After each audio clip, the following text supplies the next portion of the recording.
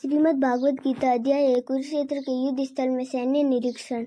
धृतराष्ट्र बोले, हे संजय, धर्मभूमि कुरुक्षेत्र में एक दृढ़ युद्ध की इच्छा वाले मेरे और पांडु के पुत्रों ने क्या किया।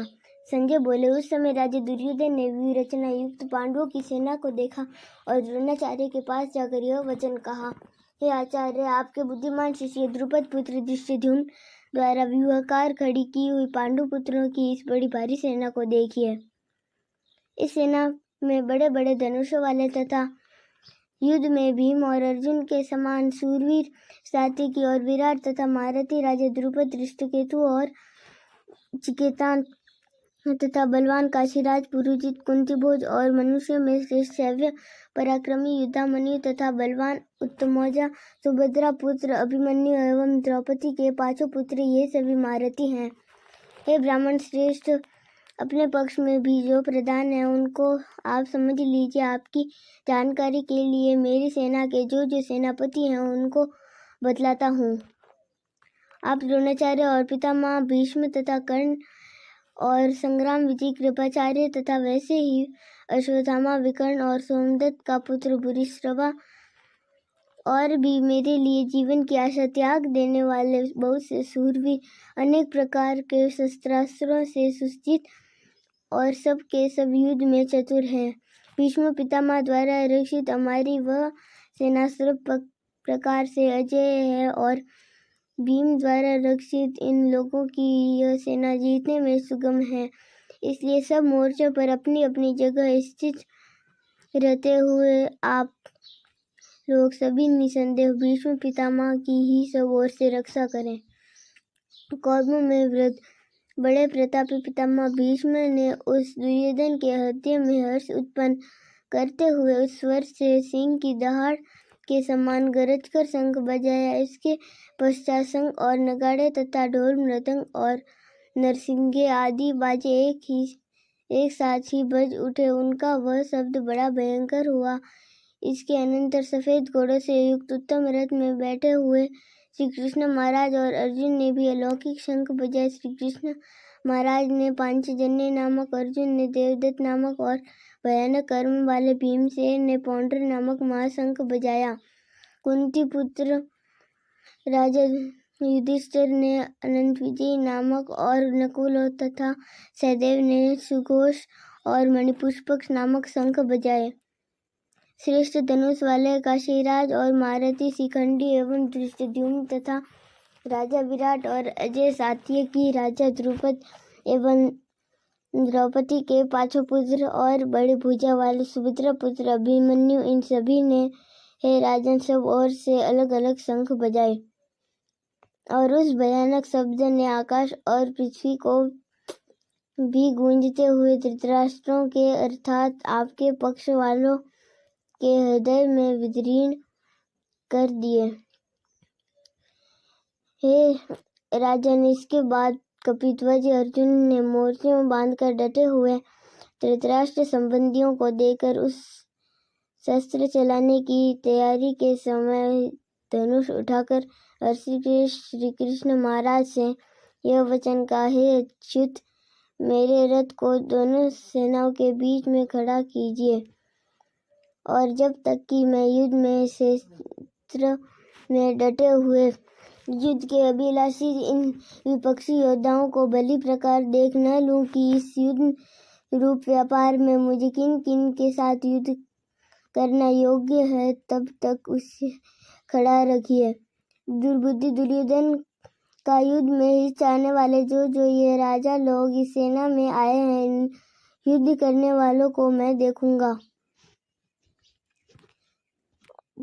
संजय बोले, हे धृतराष्ट्र, अर्जुन द्वारा कहे अनुसार महाराज श्री कृष्णचंद्र ने दोनों सेनाओं के बीच में भीष्म और द्रोणाचार्य के सामने तथा संपूर्ण राजाओं के सामने उत्तम रथ को खड़ा कर इस प्रकार कहा है कि हे पार्थ, युद्ध के लिए जुटे हुए इन कौरवों को देख। इसके बाद प्रतापपुत्र अर्जुन ने उन दोनों ही सेनाओं में स्थित ताऊ चाचों को, दादों परदादों को, गुरुओं को, मामाओं को, भाइयों को, पुत्रों को, पौत्रों को तथा मित्रों, ससुरों को और सुहृदों को भी देखा। उन उपस्थित संपूर्ण बंधुओं को देखकर वे कुंती पुत्र अर्जुन अत्यंत करुणा से युक्त होकर शोक करते हुए यह वचन बोले। अर्जुन बोले, हे कृष्ण, युद्ध क्षेत्र में डटे हुए युद्ध में के अभिलाषी इस स्वजन समुदाय को देखकर मेरे अंग शिथिल हुए जा रहे हैं और मुख सूखा जा रहा है तथा मेरे शरीर में कंप एवं रोमांच हुआ जा रहा है। हाथ से गांडीव धनुष गिर रहा है और त्वचा भी बहुत जल रही है तथा मेरा मन भ्रमित सा हो रहा है, इसलिए मैं खड़ा रहने को भी समर्थ नहीं हूँ। एक ऐसे मैं लक्षणों को भी विपरीत ही देख रहा हूँ तथा युद्ध में स्वजन समुदाय को मारकर कल्याण भी नहीं देखता।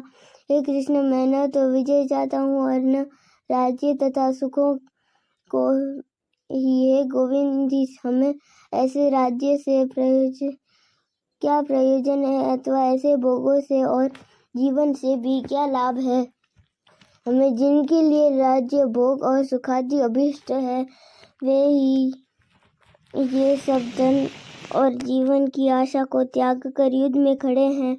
गुरुजन, ताऊ, चाचे, लड़के और उसी प्रकार दादे, मामे, ससुर, पौत्र, साले तथा और भी संबंधी लोग हैं। हे मधुसूदन, मुझे मारने पर भी अथवा तीनों लोकों के राज्य के लिए भी मैं इन सबको मारना नहीं चाहता, फिर पृथ्वी के लिए तो कहना ही क्या है। हे जनार्दन, धृतराष्ट्र के पुत्रों को मारकर हमें क्या प्रसन्नता होगी।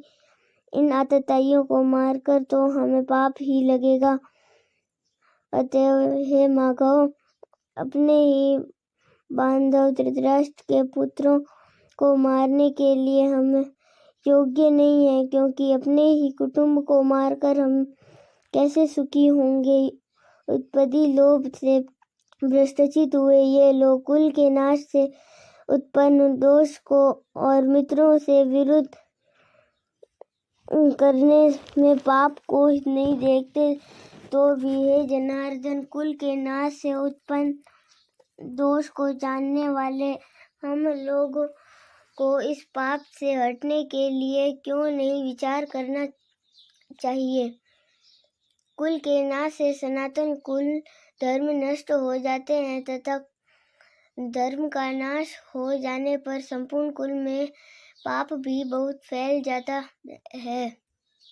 हे कृष्ण, पाप के अधिक बढ़ जाने से कुल की स्त्री अत्यंत दूषित हो जाती है और हे वार्ष्णेय, स्त्रियों के दूषित हो जाने पर वर्ण संकर उत्पन्न होता है।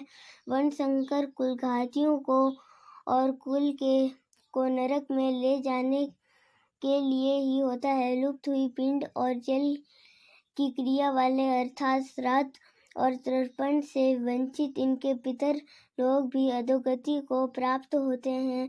इन वर्ण संकर कारक दोषों से कुलघातियों के सनातन कुल धर्म और जाति धर्म नष्ट हो जाते हैं। हे जनार्दन, जिनका कुल धर्म नष्ट हो गया है ऐसे मनुष्यों का अनिश्चित काल तक नरक में वास होता है, ऐसा हम सुनते आए हैं। हाँ, शोक, हम लोग बुद्धिमान होकर भी महान पाप करने को तैयार हो गए हैं, जो राज्य और सुख के लोभ से स्वजनों को मारने के लिए उद्यत हो गए हैं। यदि मुझ शस्त्र रहित एवं सामना न करने वाले को शस्त्र हाथ में लिए हुए धृतराष्ट्र के पुत्र रण में मार डाले तो वह मारना भी मेरे लिए अधिक कल्याणकारक होगा। संजय बोले, रणभूमि में शोक से उद्विग्न मन वाले अर्जुन इस प्रकार कहकर बाण सहित धनुष को त्याग कर रथ के पिछले भाग में बैठ गए।